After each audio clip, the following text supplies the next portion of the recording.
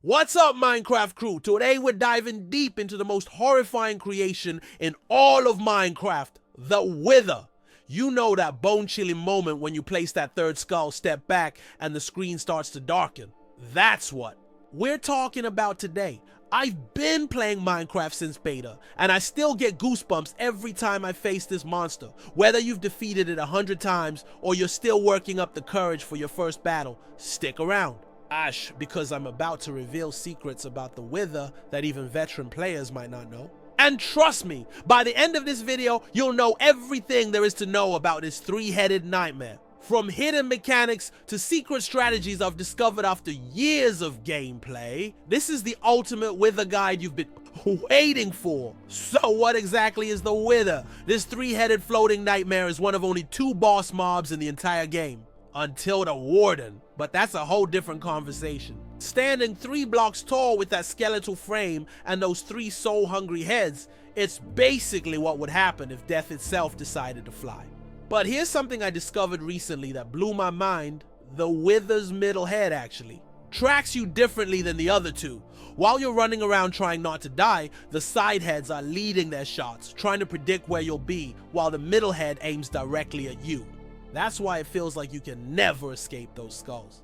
The Wither has a massive 300 health points. That's 150 hearts. To put that in perspective, that's 15 times what you have with no armor. And if you're playing on Java Edition, the Wither has a second phase when it reaches half health where it spawns Wither skeletons and becomes immune to arrows. The first time I experienced that phase shift, I absolutely panicked. And let's talk about why the Wither is so universally feared. Unlike the Ender Dragon, who's chilling in her own dimension minding her business, the Wither will absolutely wreck your world. I once made the rookie mistake of summoning one near my base. Let's just say I had to rebuild from scratch. The explosion when you summon it?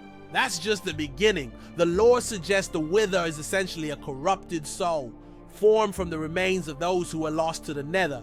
Think about it. It requires soul sand, which literally has faces trapped in it, and the skulls of the Nether's inhabitants. We're basically creating an abomination of trapped souls seeking revenge. And here's a detail most players miss. The Wither actually roars when it spawns. That eerie sound is one of the most terrifying audio cues in the game, warning you that destruction is coming. If you listen closely during the spawning animation, you can hear the tortured souls within it crying out. Now, if you're brave enough to summon one, or crazy enough like me, here's how you do it. Grab 4 blocks of soul sand, arrange them in a T-shape, and place 3 Wither skeleton skulls on top.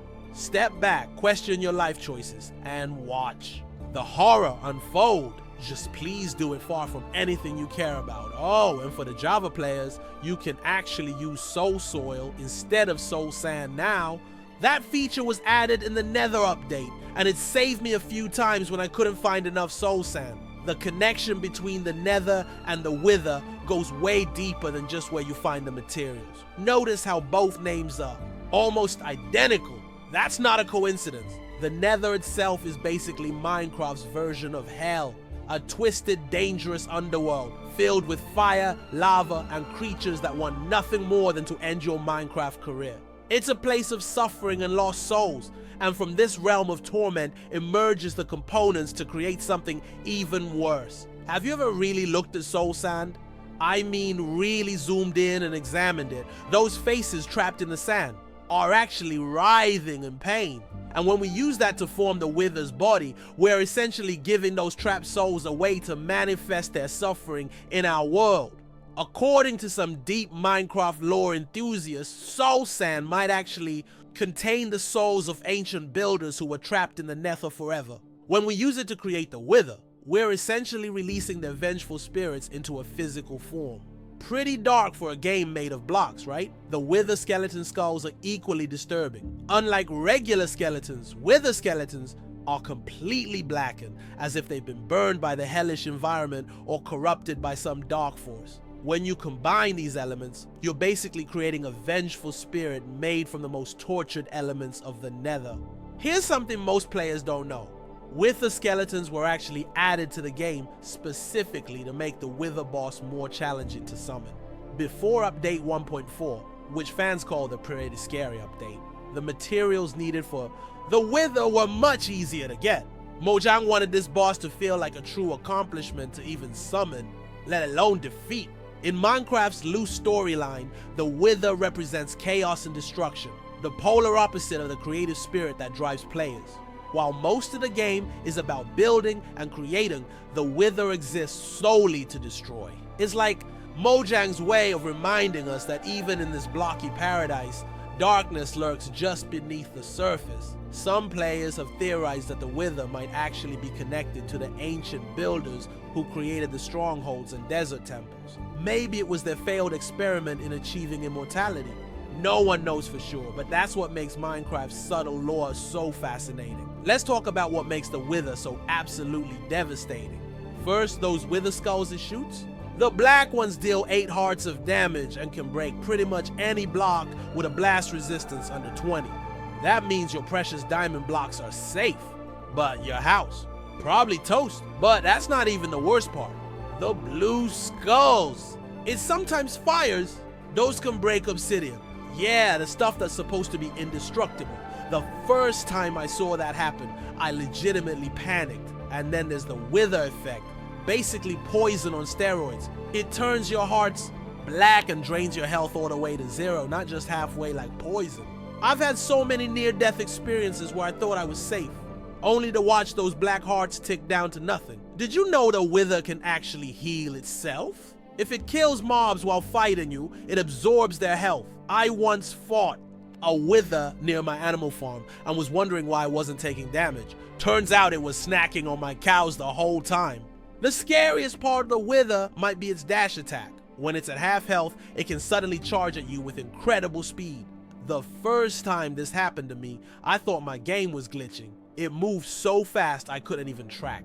And with my mouse. But every beast has its weakness. The Wither takes extra damage from smite enchantments, and it can't break bedrock. One strategy I've used, trap it under the bedrock ceiling of the Nether. It works surprisingly well if you can pull it off. For those brave souls planning to take on the Wither, here's my personal loadout. Full netherite armor with protection foe, a sword with smite fev, plenty of golden apples and strength potions. And always bring milk buckets to cure the Wither effect. What I find most fascinating is how the Wither has shaped the way we play. Think about it. Why do we grind for better gear? Why do we create elaborate farms? A big part of it is preparing for challenges like the Wither. It's like this constant shadow looming over your world, pushing you to get stronger. Remember when beacons were added to the game? The fact that you need a nether star, which only comes from defeating the Wither, to craft one means that this boss is literally gating one of the most powerful items in the game. It's Mojang's way of saying, you want that sweet haste effect and regeneration? Earn it by facing your fears. The Wither has become way more than just a boss in a game. It's practically a cultural icon at this point. When people think ultimate challenge or in Minecraft, the Wither is usually what comes to mind, along with the Ender Dragon, of course. I was at a gaming convention last year and saw at least a dozen Wither costumes. The design is so iconic, those 3 floating heads, the ribcage body. It's instantly recognizable even to casual gamers. The fan creations around the Wither are insane. I've seen everything from incredible artwork depicting epic Wither battles, to music videos, animations, even full-on short films centered around this monster. There's something about this boss that just sparks creativity. Remember that viral video where someone created a working Wither farm that auto-spawned and killed Withers? That contraption had something like 5 million views, more than most music videos. The creator became an overnight Minecraft celebrity just because they figured out how to automate Wither killing. Have you seen the Minecraft animations where they give the Wither a personality? Some portray it as this ancient, tortured being seeking vengeance, while others make it a mindless force of nature. I've even seen fan fiction where people try to befriend the Wither. Now that's some serious Stockholm Syndrome right there. You know there are even references to the Wither in other games? Games like Terraria have items that seem inspired by the Wither's design, and there are countless indie games that have borrowed the concept of a multi-headed floating boss that destroys the landscape. The impact of the Wither extends beyond gaming. 2. I've seen Wither-inspired artwork in galleries, Wither plushies that somehow make this terrifying beast look cute. And there's even a metal band that named themselves Wither Storm, after the supercharged version from Minecraft. Story mode. Speaking of Minecraft, story mode. How many of you played that game? The Wither Storm from that series took our familiar three-headed monster and transformed it into something even more horrifying. A world-consuming behemoth that absorbed blocks and creatures alike. It showed just how much potential there is in the Withers concept. Before we wrap up, I wanted to share some of the craziest Wither challenges I've seen players attempt. These aren't for the faint of heart, but they show just how creative our community is. First, there's the Wither vs. Wither challenge, where players somehow manage to get two Withers to fight each other. It's absolute chaos and usually ends with a landscape so destroyed it looks like someone set off a TNT superweapon. Then there's the bare minimum challenge, defeating the Wither with the worst possible gear. I've seen someone take down a Wither with nothing but leather armor and stone tools. It took them over an hour and probably years off their life from stress, but they did it. My personal favorite is the Wither Roulette, where a group of players summons a Wither in a confined space and takes turns facing it with no armor. Last player standing wins. It's completely insane, but videos are hilarious. And for the truly brave or foolish, there's the Wither Horde Challenge, summoning multiple Withers at once. The current record I've seen is 50 Withers simultaneously.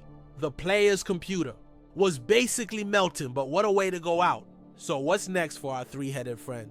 Mojang has been expanding the lore of Minecraft more and more with each update, and I personally believe we'll learn more about the Wither's origins in future updates. Maybe we'll even get a new variant or a related mob. I've heard rumors that Mojang might be considering adding more boss mobs to the game. If that happens, I wonder if the Wither might get some new mechanics to keep it challenging for veteran players. Imagine a Wither that could learn from your fighting style, or one that changed abilities based on where you summoned it. The Wither's legacy is already cemented in gaming history. It's one of those gaming experiences that sticks with you. The first time you summoned it, your first victory, and definitely your first devastating loss when it destroyed everything you loved. Still remember my first Wither fight. I was so unprepared, and it demolished not just me, but the entire forest I was in. There was nothing left but a crater. And you know what? Despite the frustration, it was awesome. It's those moments that make Minecraft special. For all the new players out there working towards their first Wither battle, take your time, prepare well, but don't be afraid to fail. Those epic failures make the eventual victory all the sweeter. And remember, even veteran players still get nervous when those 3 skulls go into soul sand. So what about you? Drop a comment below with your best or worst Wither story. Did it destroy your base? Did you find some clever way to defeat it? Or are you still working up the courage to summon one? Let me know. And if you enjoyed diving into the dark lore of Minecraft with me, smash that subscribe button. We'll be unraveling more mysteries and sharing more strategies in the coming videos. I'm thinking of doing a whole series on Minecraft's hidden lore. From the ancient builders to the end poem's cryptic messages. Till next time, keep mining, keep crafting, and maybe think twice before placing that 3rd skull. Peace out.